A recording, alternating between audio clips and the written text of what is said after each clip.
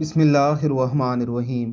سیدنا عبداللہ بن عباس کہتے ہیں کہ رسول اللہ صلی اللہ علیہ وسلم نے فرمایا، جان لو اگر سارے لوگ تمہیں نقصان پہنچانے کے لیے اکٹھے ہو جائیں تو وہ صرف اتنا ہی نقصان پہنچا سکتے ہیں جتنا اللہ نے تیرے مقدر میں لکھ دیا ہے۔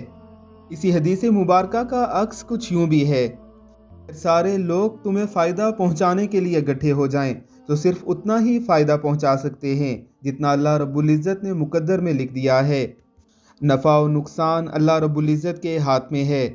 نفع کی لالچ میں حرام کاریاں نہ کیجیے، نقصان سے بچنے کے لیے غلط راستے اختیار نہ کیجیے کہ جو نقصان یا جو نفع آپ کے مقدر میں لکھا گیا ہے وہ آپ کو پہنچ کر رہنے والا ہے۔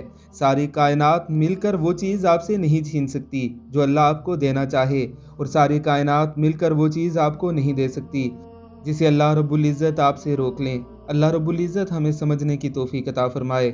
آمین ثم آمین۔